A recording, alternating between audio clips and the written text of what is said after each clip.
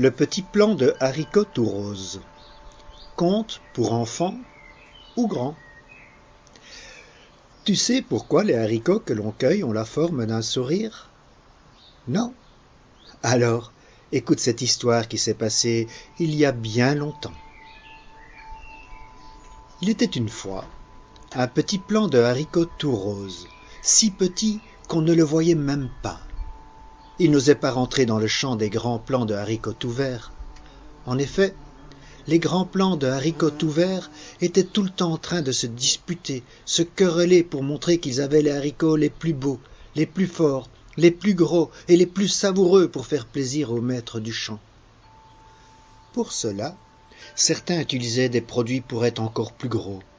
D'autres utilisaient des produits pour tuer les petites plantes autour d'eux afin d'avoir la terre pour eux tout seuls. D'autres utilisaient des produits pour tuer les petits insectes qui venaient picorer leurs feuilles pour se nourrir.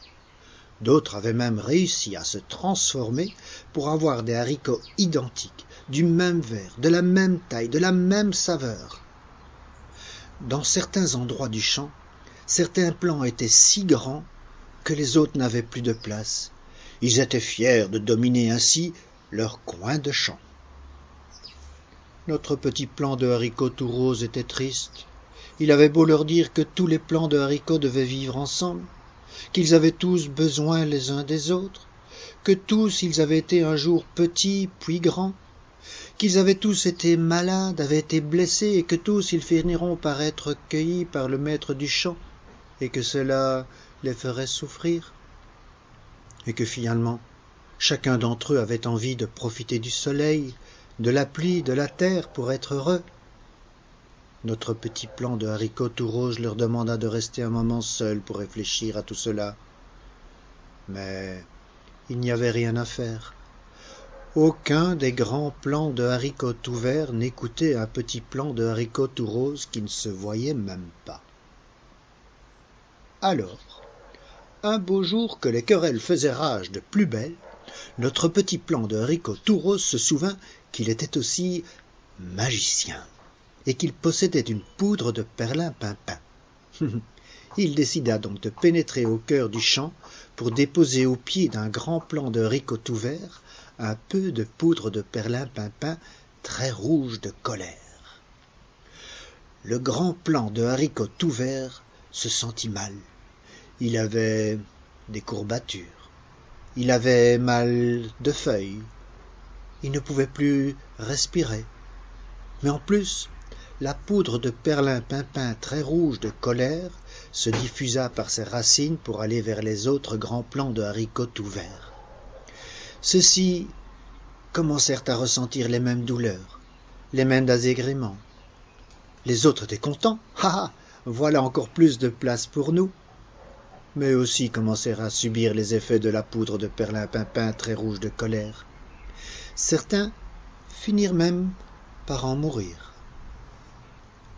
Les grands plants de haricots tout verts en bonne santé décidèrent donc de s'enfermer chez eux pour attendre que la poudre de perlimpinpin très rouge de colère perde son effet. Au début, c'était simple. Ils avaient fait des réserves, ils se sentaient en vacances, ils lisaient, jouaient, se reposaient. C'était sans compter sur la ténacité de notre petit plant de haricots tout rose, qui continuait et continuait à diffuser sa poudre de perlimpinpin très rouge de colère. Après un long moment ainsi, seuls et enfermés, quelques grands plants de haricots tout verts commencèrent à réfléchir. Ils n'avaient plus que ça à faire. Nous sommes seuls, on ne peut plus se parler, on est triste, on ne sert à rien. Ainsi enfermés, on ne profite plus du soleil, de la pluie, du vent. La vie n'a pas de sens. Et ils décidèrent de commencer à sortir pour aider les grands plants de haricots tout verts qui étaient au plus mal. Et puis, ils en aidèrent d'autres, et d'autres encore. Ils partagèrent la nourriture qu'ils avaient amassée.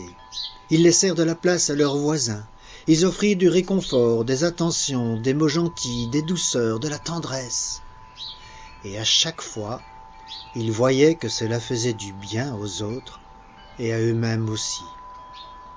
Mais il y eut un effet encore plus grand, que tu ne pourrais pas deviner. C'est que chaque fois qu'une bonne action était ainsi offerte aux autres plants de haricots tout verts et à la nature, la poudre de perlimpinpin très rouge de colère dans le sol devenait de plus en plus claire, plus douce, plus tendre. Après un long moment ainsi de collaboration, d'entraide, d'amitié et d'amour déployé, la poudre de perlimpinpin devint du même rose que notre petit plant de haricots tout rose. Les autres grands plants de haricots tout verts, toujours enfermés, voyant cela par le bout de la lorgnette, décidèrent aussi de tenter l'expérience de la gentillesse, de la bonté, de l'amour. Ils virent que cela faisait du bien, et que le chantier bénéficiait progressivement de la poudre de perlimpinpin qui devenait toute rose d'amour. Ils ne regardaient plus les différences, n'essayaient plus d'avoir les plus gros, les plus beaux, les plus savoureux haricots. Ils se contentaient de ce qu'ils étaient. Et progressivement, les grands plants de haricots tout verts se rendirent compte que chacun des haricots qu'ils portaient se courbait de plus en plus comme pour dessiner un beau sourire de joie. Finalement, le maître du champ, voyant sa récolte beaucoup plus abondante qu'auparavant, une récolte faite de milliers de haricots en forme de sourire, décida d'en laisser sur le champ pour que les haricots se ressèment d'eux-mêmes afin de transmettre et de diffuser encore et encore la poudre de perlimpinpin toute rose d'amour de notre petit plant de haricots tout rose. Et voilà pourquoi les haricots ont la forme d'un sourire.